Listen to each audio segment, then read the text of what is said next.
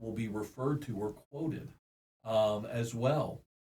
And so there we're reminded of the importance of reading the whole thing. That this whole thing becomes almost something that could be almost completely on the lips of Jesus. He doesn't sin, and they confess sin, but otherwise, it's very much in line with Jesus' experience. He's zealous for God, and he suffers for it. And so, bringing this back to us, you mentioned a minute ago, it broadens that specter of what good works really do entail. Yeah. And one of the things that's interesting here in John 2 is the anger of Jesus. I think that's one thing that makes people, in fact, uncomfortable with the story, seeing Jesus stirred to anger, driven by the anger to take his actions that he does here. I don't think we should assume he's out of control like we get sometimes. Correct. A road rage guy goes off on the guy who cuts him off. I don't think that's the kind of thing going on here. But I do think Jesus is righteously angry about what he sees and takes steps to address that. And I think that we wouldn't, let that be wrapped into this concept of good works. And yes, it is. And yet it is. Right.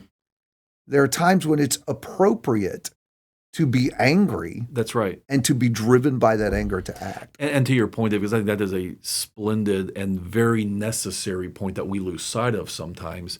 Not only is the anger within bounds of control, but it's also not self-serving. There's a difference of being angry because I have received some sort of abuse and injustice, and anger that God's worship or God's name or God's word has in some way been violated, where I am righteously angry on God's behalf for his glory and that every knee would bow to him. Not so much I'm angry in a way that becomes vengeance on my behalf. And so, Jesus is angry on God's behalf here, that God is not being rightly worshiped. And so that then becomes actually another piece of this, that worship that truly honors him is a good work, and that we need to be concerned when that isn't happening.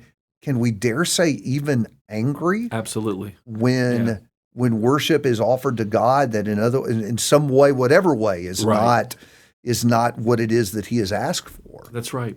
I think our emotional even indifference sometimes to religious error around us is a problem. I was thinking about that. We have lost a certain zeal for good works, where again we don't need to go into some other building and become, do what Jesus did in that literal way. But it ought to trouble us deeply when God is not worshipped the way he wants to be worshipped, and God is, and that becomes a stumbling block for others. We ought to be angry when God's message is corrupted, when God's worship is corrupted. Absolutely. And let that anger drive us to address it in the way that God has directed us to address it, and that is with the preaching and teaching of truth. That's right. And the confrontation of error. There's still a place for that in our culture. Absolutely. To confront error with truth, do it with love, do it with gentleness, but confront it nonetheless by answering it with truth. Absolutely. So I think that's something for us to ponder this week as we go through, this week and next week, as we think about our reading in Psalm 69 and also in John 2, this role of anger in this and what it ought to drive us to do in keeping with God's mission and purpose for us, and that broader sense of what good works ought to be. Ponder all that as you do your reading the next 2 weeks.